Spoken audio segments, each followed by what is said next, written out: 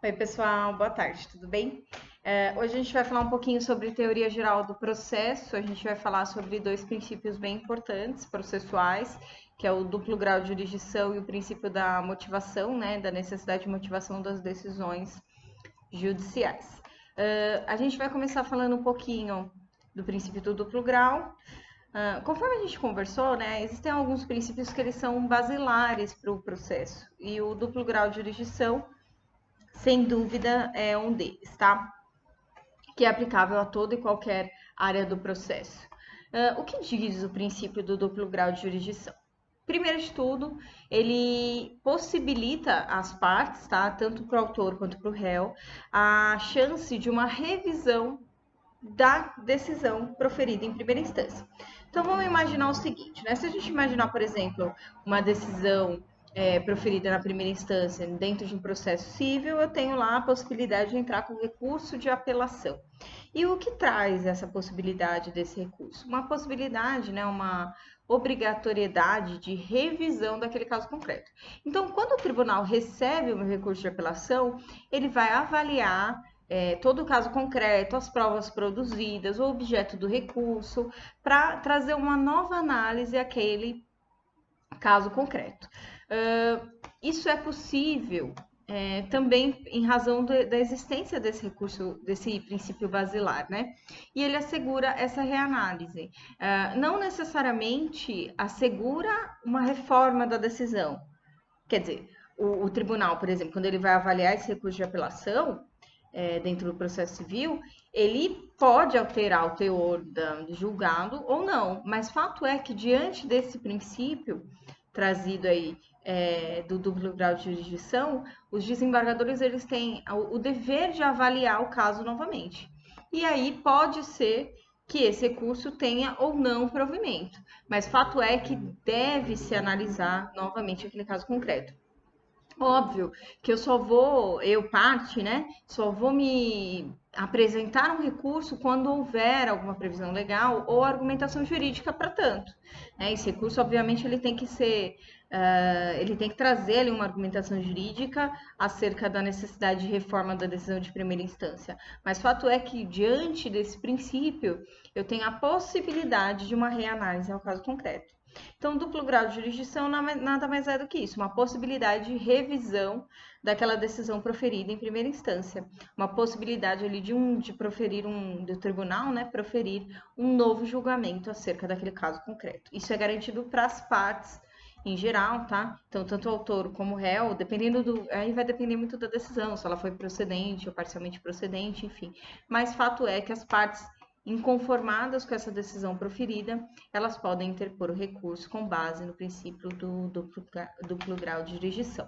Aqui no descritivo do vídeo, eu coloquei um textinho, coloquei dois artigos que servem como base para estudar esses princípios que a gente vai conversar um pouquinho. Então, esse é o princípio do duplo grau de jurisdição. Agora a gente vai falar um pouquinho sobre o princípio da motivação das decisões judiciais. Bom, o que diz esse princípio? Esse princípio ele traz também a obrigatoriedade do juiz de analisar todos os pedidos formulados, todos os requerimentos formulados e embasar a sua argumentação na decisão judicial, justificando detalhadamente, seja na lei ou nas demais fontes do direito, o porquê ele entendeu como ele entendeu.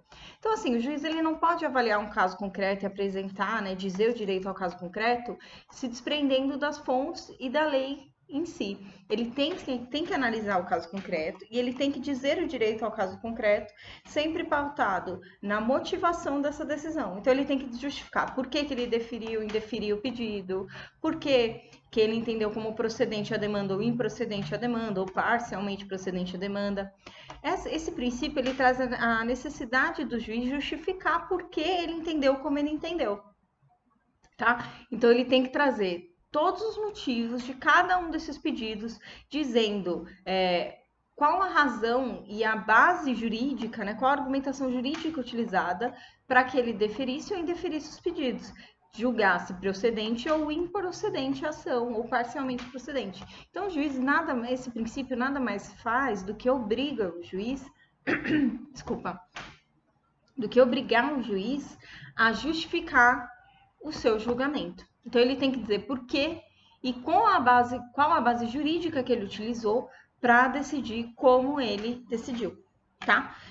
Esses dois princípios, eles também fazem parte da ideia, né, de devido processo legal, a possibilidade de revisão da decisão ou a necessidade de justificação dessa decisão, de argumentação jurídica que embase a decisão do juiz, são princípios aplicáveis a todo e qualquer processo, tá? Então, ele é aplicável no processo civil, no processo penal. O processo penal, ele também tem a possibilidade de interposição de recurso, né? Ele também tem a necessidade de motivação do juiz com relação àquilo que o juiz decidiu. O processo do trabalho também, então, porque o juiz entendeu cabíveis ou não os pedidos formulados na inicial. Esses dois princípios, eles são extremamente importantes para a relação processual como um todo e, obviamente, são importantes também para o estudante de direito que está iniciando no curso. Então, todo juiz tem que motivar, tá? Ele não pode julgar baseado apenas em meras alegações. Ele tem que trazer argumentação jurídica e ele tem que justificar porque ele julgou como ele julgou. Em contrapartida, as partes elas também têm o direito de não se conformar com o teor dessa decisão judicial e promover uma reanálise por meio do princípio do duplo grau de jurisdição. Basicamente, são esses conceitos dos princípios. Eu coloquei link dos dois aqui embaixo, tá? Vocês vão ver aqui no descritivo do vídeo que eu coloquei acerca do princípio do duplo grau de jurisdição um artigo publicado no TJ de São Paulo, que é bem interessante e explica um pouquinho mais da prática desse duplo grau de jurisdição. E embaixo aqui da minha explicação do que é a motivação das decisões judiciais, eu coloquei também um artigo publicado sobre o tema. Bacana vocês fazerem essa leitura complementar, tá? Amplia os estudos e a reflexão sobre esses princípios para vocês. Óbvio que todo princípio que a gente tratar, ele é relevante, ele deve ser assegurado, tá? Ele é argumentação jurídica que assegura as partes nessa relação processual. E eu também trouxe aqui para vocês algumas questões de estudo, também direcionada ao tema que a gente conversou aqui. Tá bom? Lembrando que essas aulas que eu tô gravando para vocês são complementares, então assistam, façam os exercícios, né, na medida do possível, para complementar os estudos de vocês. Qualquer dúvida, pode comentar aqui no YouTube mesmo, ou pode me mandar por e-mail, meu e-mail é renata.silva.c@gmail.com. Tá bom? E espero estar ajudando vocês. Espero que vocês estejam bem. Fiquem em casa, né? Tentem sair o mínimo possível, só o estritamente necessário. Se cuidem para que tudo isso passe logo e a gente esteja junto novamente. Aliás, não vejo a hora. Tô com saudade de vocês. Bem mais legal dar aula para vocês do que para uma câmera. Mas, enfim, a gente vai se ajustando e vai fazendo o melhor que a gente pode com o que a gente tem. Estou à disposição de vocês. Eu vou agendar uma live no Insta para tirar dúvidas de vocês. Depois eu passo o horário certinho para a gente conversar ao vivo, tá bom? Espero ter ajudado. Reflitam sobre o tema, leiam os artigos e respondam as questões, tá bom? Depois, para tudo isso, eu vou ceder horas para vocês. Um beijo grande no coração de vocês e até mais.